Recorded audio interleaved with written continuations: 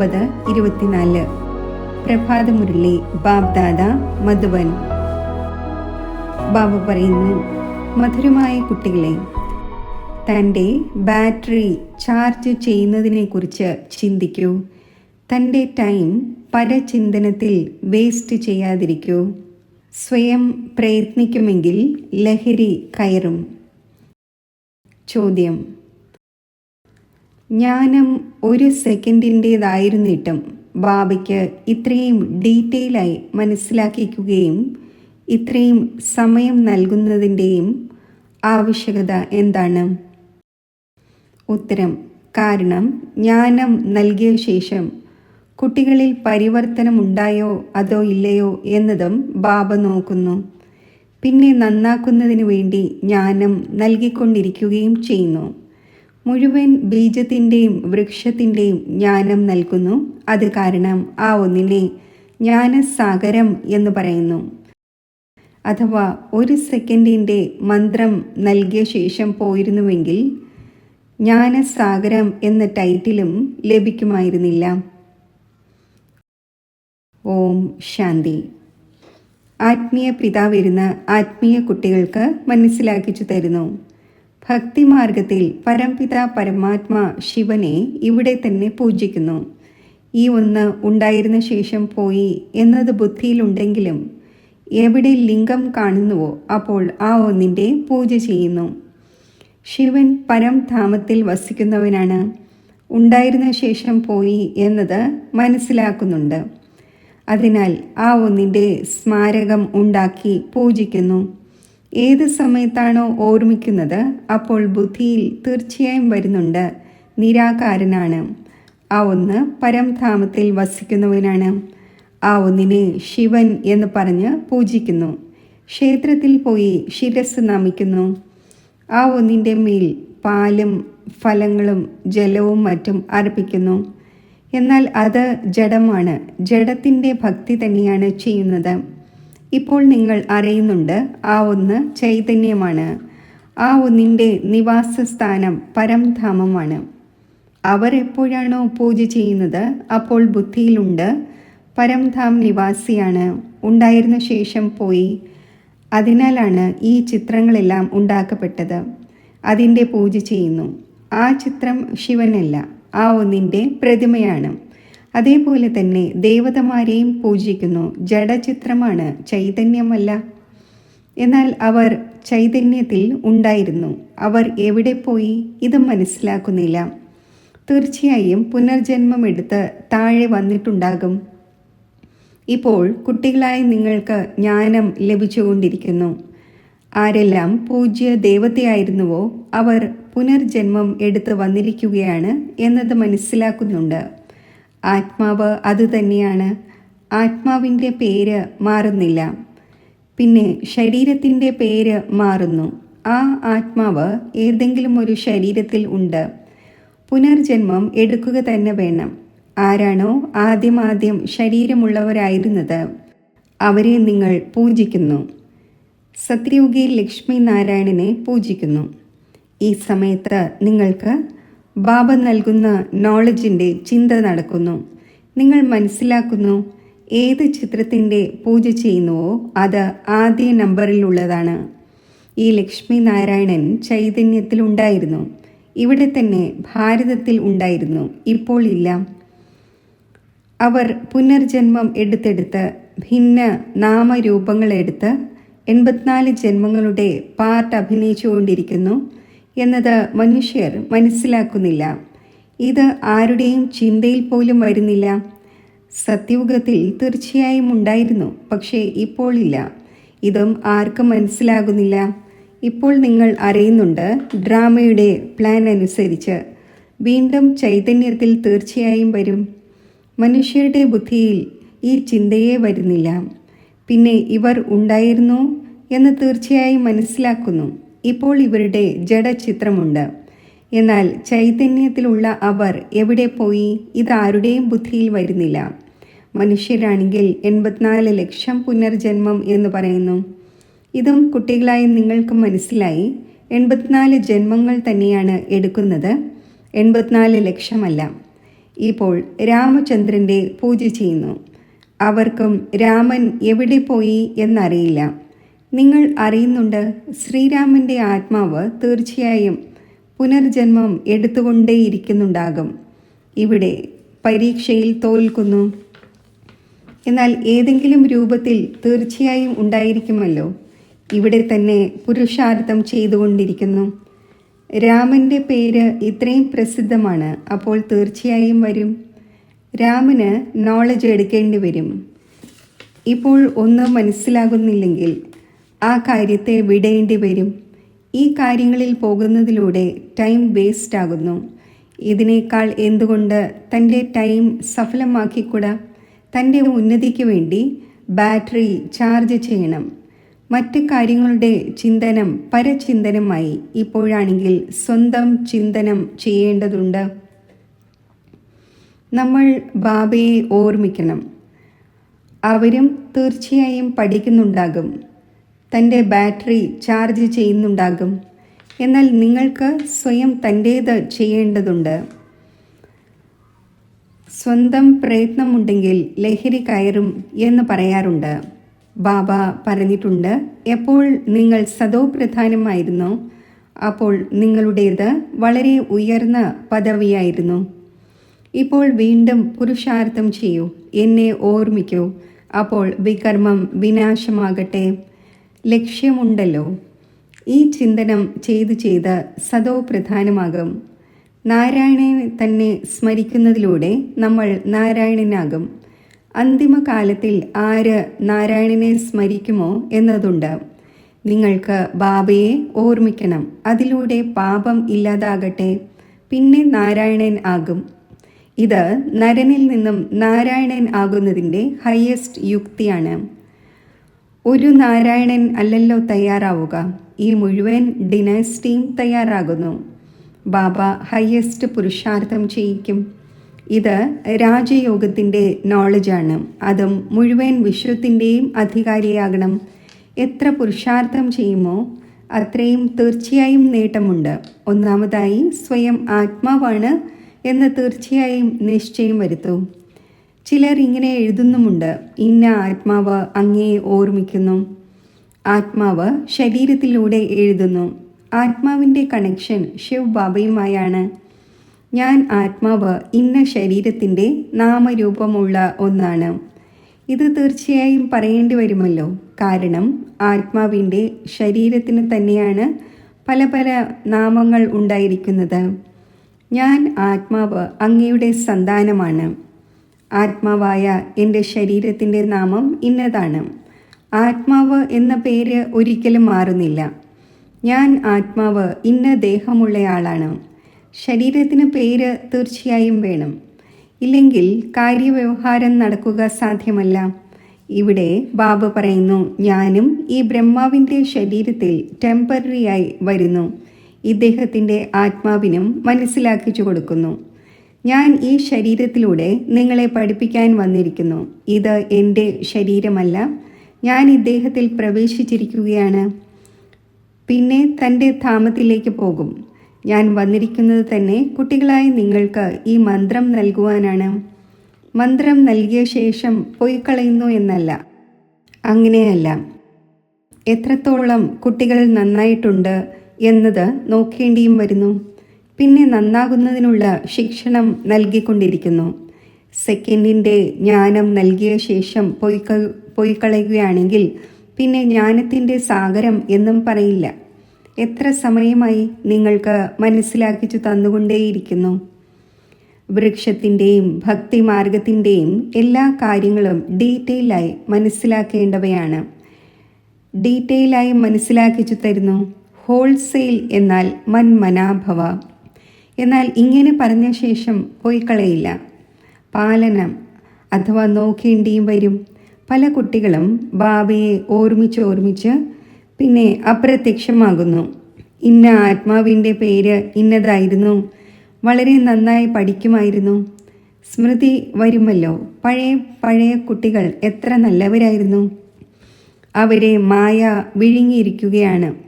തുടക്കത്തിൽ എത്ര പേർ വന്നു, പെട്ടെന്ന് വന്ന് ബാബയുടെ മടിത്തട്ട് സ്വീകരിച്ചു. ഭട്ടിയുമുണ്ടായി. ഇതിൽ എല്ലാവരും തങ്ങളുടെ ലക്ക് അഥവാ ഭാഗ്യം പരീക്ഷിച്ചു. പിന്നെ ഭാഗ്യം പരീക്ഷിച്ച് മായ പൂർണ്ണമായും അപഹരിച്ചു. നിലനിൽക്കാൻ സാധിച്ചില്ല. വീണ്ടും 5000 വർഷത്തിനു ശേഷവും ഇങ്ങനെ തന്നെ ഉണ്ടാകും.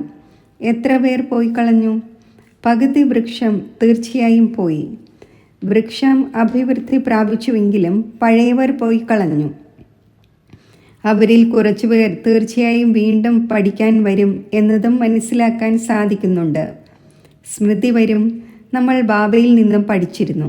മറ്റുള്ളവരെല്ലാം ഇപ്പോൾ വരെയും പഠിച്ചുകൊണ്ടിരിക്കുകയാണ്. നമ്മൾ തോറ്റുപോയി.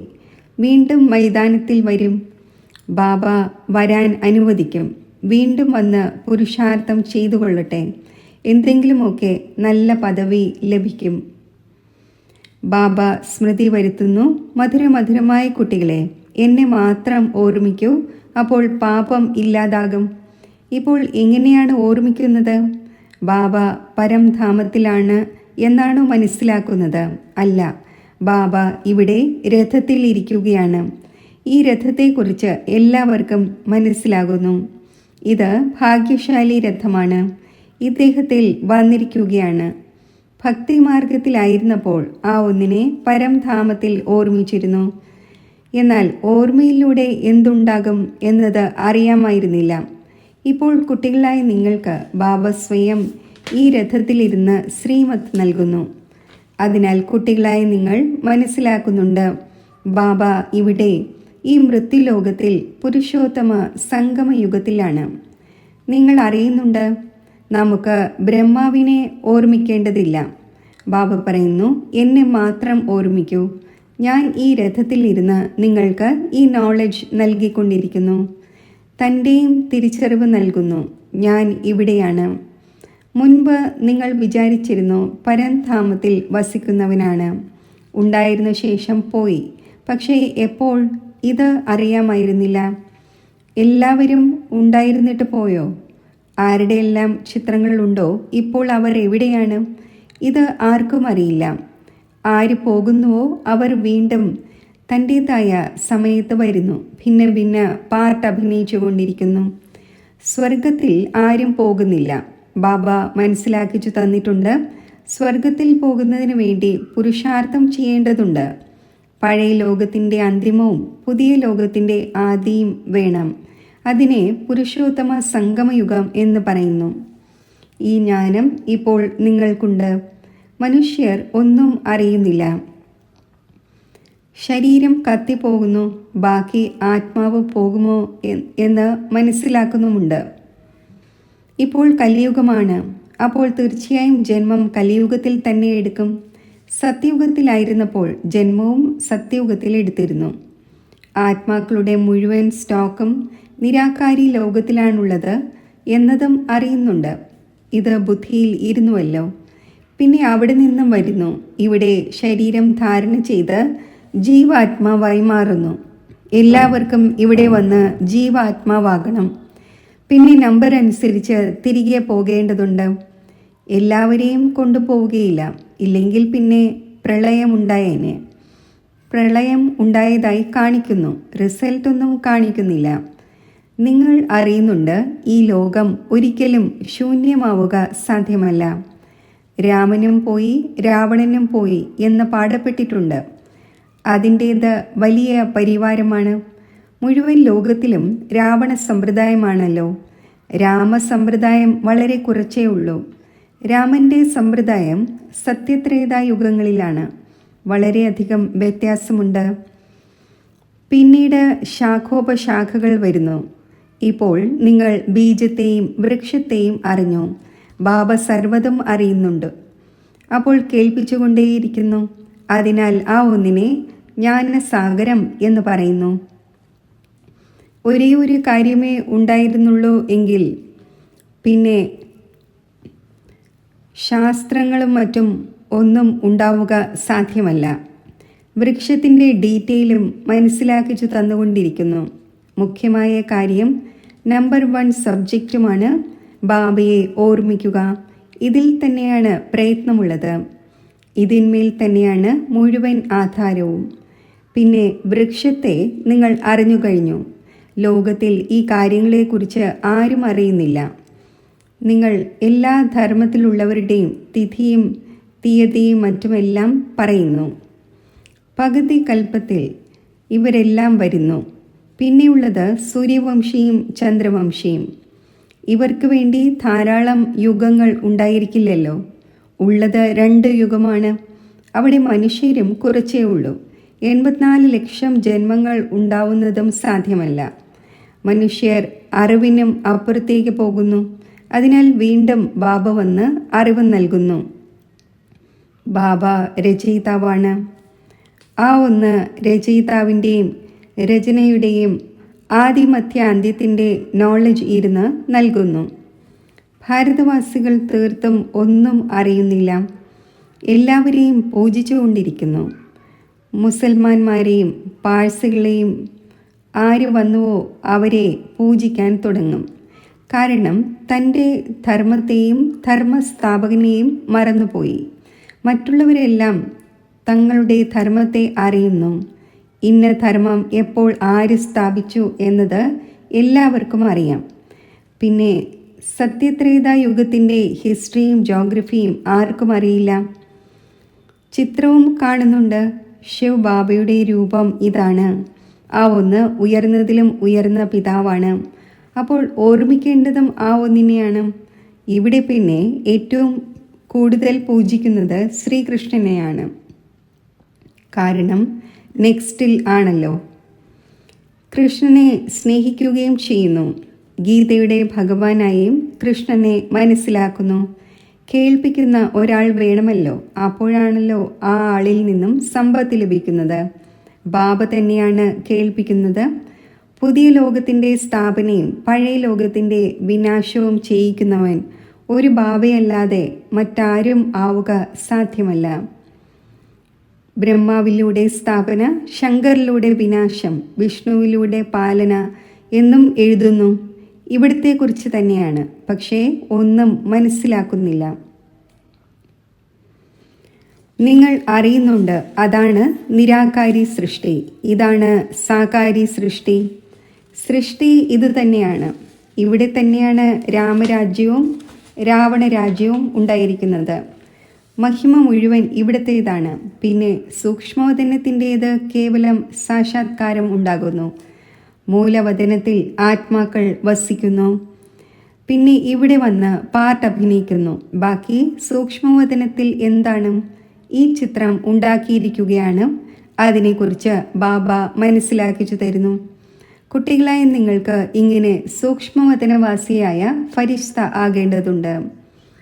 ഫരിഷ്ത അസ്ഥിയും മാംസവും ഇല്ലാത്തവരാണ്. ദത്തീജി ഋഷി അസ്ഥിയും നൽകിയതായി പറയുന്നുവല്ലോ. പിന്നെ ശങ്കരൻ്റെ മഹിമ എവിടെയുമില്ല. ബ്രഹ്മാവിൻ്റെയും വിഷ്ണുവിൻ്റെയും ക്ഷേത്രമുണ്ട്. ശങ്കറിന് ഒന്നും തന്നെയില്ല. അപ്പോൾ ശങ്കരനെ വച്ചിരിക്കുന്നത് വിനാശത്തിന് വേണ്ടിയാണ്. പിന്നെ ഇങ്ങനെ കണ്ണുകൾ തുറന്ന് ആരും വിനാശം ചെയ്യുന്നില്ല. ദേവതമാർ പിന്നെ ഹിംസയുടെ കാര്യം എങ്ങനെ ചെയ്യും? അവരും ചെയ്യുന്നില്ല. ശിവബാബ ഇങ്ങനെയുള്ള ഡയറക്ഷനും നൽകുന്നില്ല. ഡയറക്ഷൻ നൽകുന്നവരുടെ മേലും വന്നു ചേരുമല്ലോ. പറയുന്നവർ തന്നെയാണ് കുടുങ്ങുന്നത്. അവരാണെങ്കിൽ ശിവനെയും ശങ്കരനെയും തന്നെ ഒന്നാക്കി പറയുന്നു. ഇപ്പോൾ ബാബയും പറയുന്നു, എന്നെ ഓർമ്മിക്കൂ, എന്നെ മാത്രം ഓർമ്മിക്കൂ. ശിവശങ്കരനെ ഓർമ്മിക്കൂ എന്ന് പറയുന്നില്ല. പതീത പാവനൻ എന്ന് ഒന്നിനെ തന്നെയാണ് പറയുന്നത്. ഭഗവാൻ അർത്ഥസഹിതം ഇരുന്ന് മനസ്സിലാക്കിച്ചു തരുന്നു. ഇതാരും അറിയുന്നില്ല. അപ്പോൾ ഈ ചിത്രങ്ങൾ കണ്ട് കുഴങ്ങിപ്പോകുന്നു. അർത്ഥം തീർച്ചയായും പറഞ്ഞു കൊടുക്കേണ്ടി വരുമല്ലോ. മനസ്സിലാക്കുന്നതിന് സമയമെടുക്കുന്നു. കോടിയിൽ വിരളം ചിലരേ വരുന്നുള്ളൂ. ഞാൻ ആരാണോ എങ്ങനെയാണോ കോടിയിൽ ചിലർക്കു തന്നെയാണ് എന്നെ തിരിച്ചറിയുവാൻ സാധിക്കുന്നത്. ശരി, മധുരമായ വളരെ കാലം വേർപിരിഞ്ഞ ശേഷം തിരിച്ചു കിട്ടിയ കുട്ടികൾക്ക് മാതാവും പിതാവുമായ ബാബ് ദാദയുടെ സ്നേഹസ്മരണകൾ. Good morning. ആത്മീയ പിതാവിൻ്റെ ആത്മീയ കുട്ടികൾക്ക് നമസ്തേ. ധാരണയ്ക്കുള്ള മുഖ്യസാരം: ഏതെങ്കിലും കാര്യത്തിൻ്റെ ചിന്തനത്തിൽ തൻ്റെ സമയം പാഴാക്കരുത്. തൻ്റെ ലഹരിയിൽ ഇരിക്കണം. സ്വയം തന്നെ പ്രതി ചിന്തിച്ച് ആത്മാവിനെ സദോ പ്രധാനമാക്കണം. നരനിൽ നിന്നും നാരായണൻ ആകുന്നതിനായി അന്തിമകാലത്തിൽ ഒരു ബാബയുടെ മാത്രം ഓർമ്മ ഉണ്ടായിരിക്കട്ടെ. ഈ ഹയസ്റ്റ് യുക്തി മുന്നിൽ വച്ചുകൊണ്ട് പുരുഷാർത്ഥം ചെയ്യണം. ഞാൻ ആത്മാവാണ്. ഈ ശരീരത്തെ മറക്കണം. വരദാനം: ദാതാവിൻ്റെ ദാനത്തെ സ്മൃതിയിൽ വച്ച് സർവ മോഹങ്ങളിൽ നിന്നും മുക്തമായിരിക്കുന്ന ആകർഷണമുക്തരായി ഭവിക്കട്ടെ. പല കുട്ടികളും പറയുന്നു, ഇവരോട് എനിക്ക് യാതൊരു മോഹവുമില്ല, പക്ഷേ ഇവരുടെ ഈ ഗുണം വളരെ നല്ലതാണ്, അല്ലെങ്കിൽ ഇവരിൽ സേവനത്തിൻ്റെ വിശേഷത വളരെയധികമുണ്ട്. എന്നാൽ ഏതെങ്കിലും വ്യക്തിയുടെയോ വൈഭവത്തിൻ്റെയോ നേർക്ക് വീണ്ടും വീണ്ടും സങ്കല്പം പോകുന്നതും ആകർഷണമാണ്. ആരുടെയെങ്കിലും വിശേഷതയെ കാണുമ്പോഴോ ഗുണങ്ങളെയോ സേവനത്തെയോ കാണുമ്പോഴോ ദാതാവിനെ മറക്കാതിരിക്കൂ. ഇത് ദാതാവിൻ്റെ ദാനമാണ്. ഈ സ്മൃതി മോഹങ്ങളിൽ നിന്നും മുക്തവും ആകർഷണമുക്തവുമാക്കി മാറ്റും. ആരിലും പ്രഭാവിതം ആകില്ല. സ്ലോഗൻ: അലയുന്ന ആത്മാവിന് ലക്ഷ്യസ്ഥാനം നൽകുകയും ഭഗവാനുമായി യോജിപ്പിക്കുകയും ചെയ്യുന്ന ആത്മീയ സോഷ്യൽ വർക്കറാകൂ. ഓം ശാന്തി.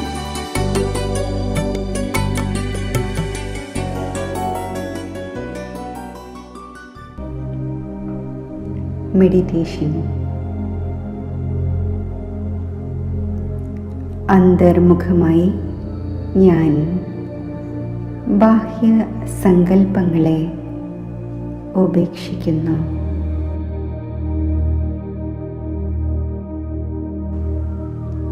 ദിവ്യവും ചൈതന്യവുമായ എൻ്റെ ആത്മസ്വരൂപം ചിത്തത്തിൽ തെളിഞ്ഞു വരുന്നു.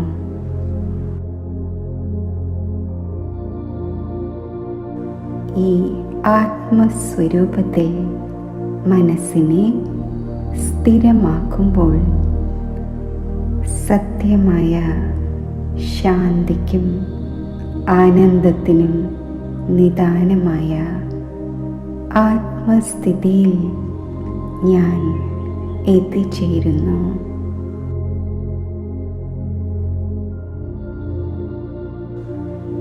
ഈ സ്ഥിതിയിൽ ശാന്തിയും സുഖവും ആനന്ദവും ശക്തിയും പവിത്രതയും സ്നേഹവും എൻ്റെ മൗലിക ഗുണങ്ങളായി ഞാൻ അനുഭവിക്കുന്നു.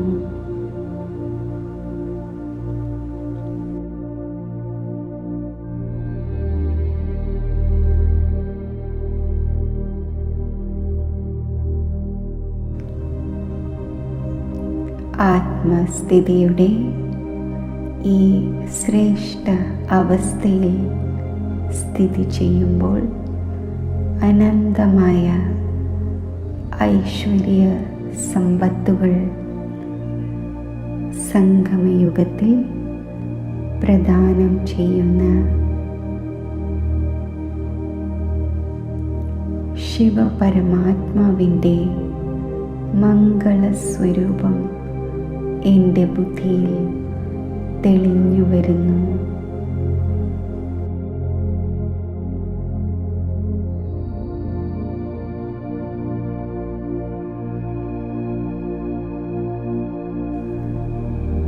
പ്രശാന്ത സുന്ദരമായ നിരാകാരി ലോകത്തിൽ നിരാകാരനായ ശിവപരമാത്മാവിൻ്റെ സമീപം ഞാൻ സ്ഥിതി ചെയ്യുന്നു.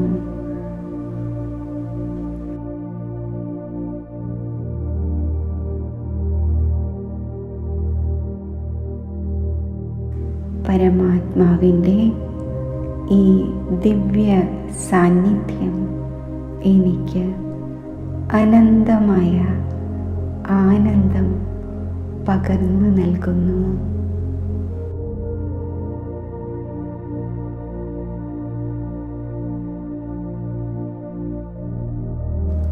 സർവജ്ഞനും സർവശക്തിമാനുമായ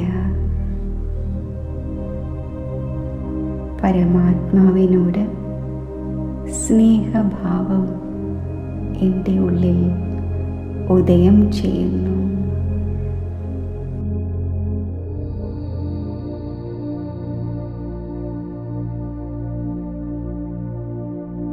ഈ സ്നേഹനിർഭരമായ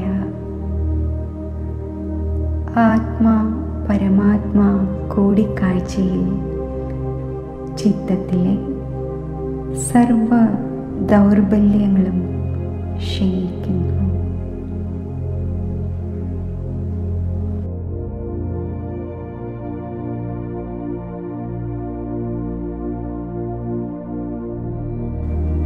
പൂർവജന്മ പാപങ്ങൾ യോഗജ്വാലയിൽ ഭസ്മമാകുന്നു.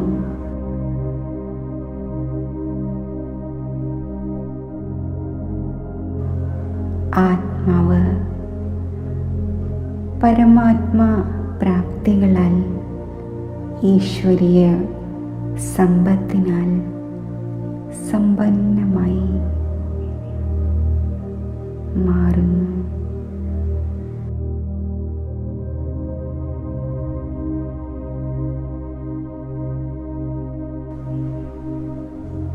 ഈ ആത്മസമ്പന്നതയുടെയും സംതൃപ്തിയുടെയും സ്വരൂപമായി ഞാൻ ദേഹമാകുന്ന രഥത്തിലെ അകാല സിംഹാസനത്തിൽ വിരാജിക്കുന്നു.